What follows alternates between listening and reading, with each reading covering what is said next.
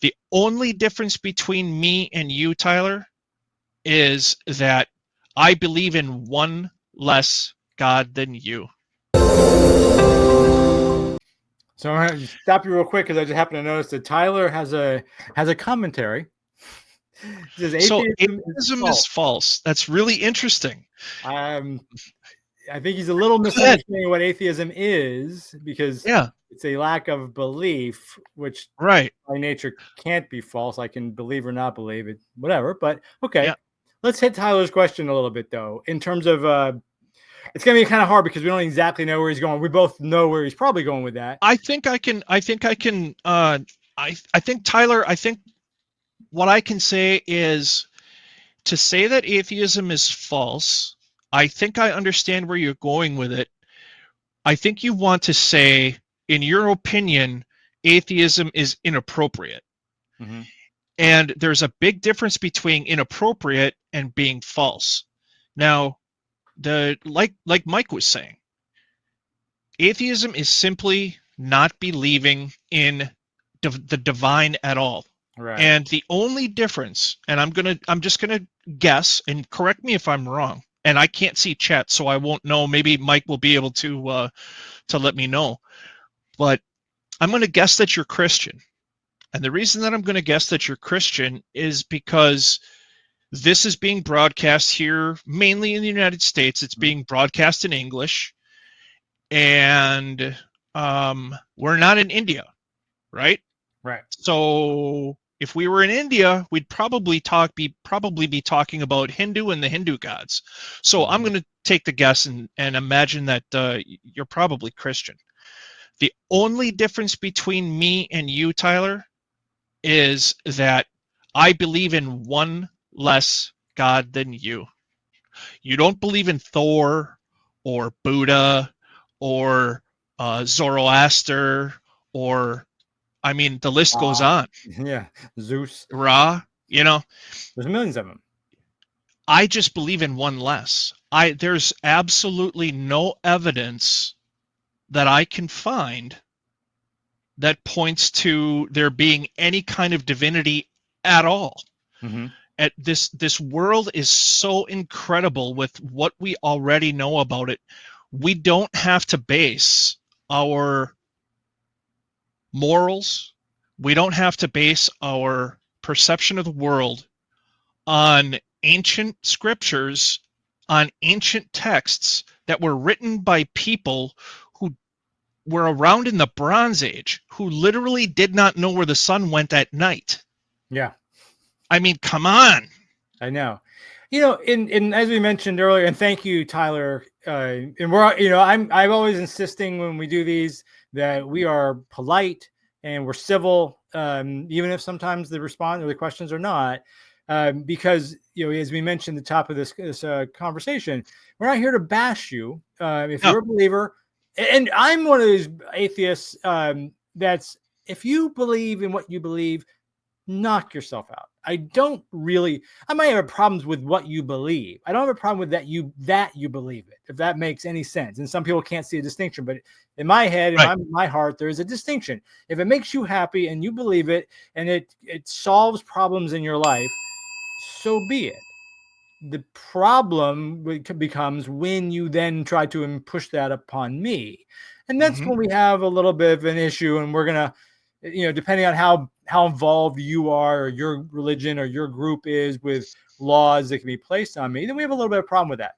But if you're a Scientologist or you're a Christian or you're a Buddhist or you're any number Mormon, I don't mind. It doesn't bother me at all. We might have a friendly debate if you're up for it. But even that I don't really get into, because I don't want to necessarily change your mind. I can point out some things maybe you want to think about, but you can take it or leave it. But it's not wrong to me. And it's just like Mike, the other Mike, the Mike and Mike show. If you were born in a different country, it's 100% guaranteed you would believe something different. If you're in Afghanistan, you mentioned India. If you were born in China, you were born in Afghanistan, you'd have Buddhist or you'd have Muslim. That'd be your belief. It is what it is. That's factually true.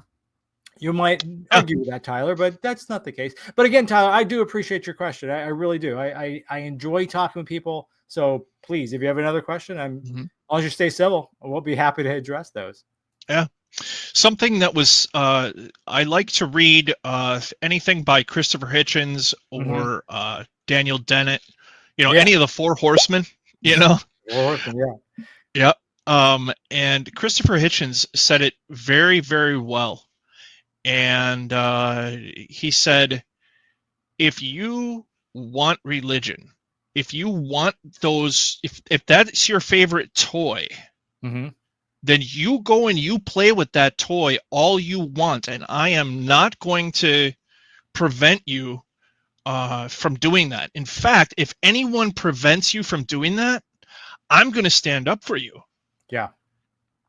But do not get confused, because you will not compel me to play with those toys. Yes. Do not compel me to play with those toys, because then you and I are then we're at loggerheads. And that's what happens here in the United States. We're seeing it. We're seeing it very clearly with evangelical Christianity and the government right at this moment. Yeah. So, for someone that thinks as we do, that's a problem, obviously. I think, quite frankly, it's a problem for a lot of people, even people that are religious. As you mentioned, Lutheran being Catholic light. I always think the same thing about Episcopal is Catholic light. Now, I was raised, though, mostly in Florida, which was mostly Southern Baptist. That is not Catholic light. That's as severe as Catholic is, if not more so.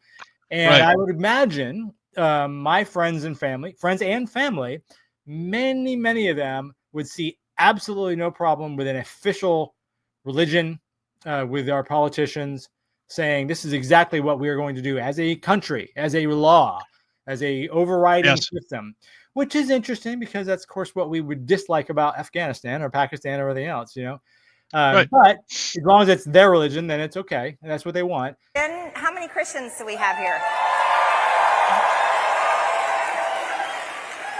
So you see, I also call myself a Christian nationalist. And that's not a bad word. And I think that's what the Republican Party needs to be about. So this is not theoretical. This is happening. And evangelical religion is more of a political party sometimes than it is in religion. And it's effective. They're doing a very effective job at it. They're getting themselves out there and getting sort of entwined. But it's interesting. We got another question from Larry. Let's see. Yeah, they can't all be right, but they can't all be wrong. He's exactly right. And to your point, Mike, you made that point. You believe in one less than he does, because one less in one religion. There's millions of them out there. You don't believe in the one that he believes in. And Larry makes a good point that they can't all be right because they're obviously conflicting. But we would say that they could all be wrong. And I don't see that as a conflict. So other people may, but Larry makes a good point. I don't know if, Larry, you're saying that's because that's a Hitchens quote. And if it is, I know. If not, I'm going to give you quote, or I'm going to give you credit anyways, Larry. Why not? You're a smart guy. Yep. But if it's a Hitchens quote, then he's also an equally smart guy. We've lost. It's very well said, Larry. I really like that a lot. Yeah. They can't all be right, but they can all be wrong. Well, yes.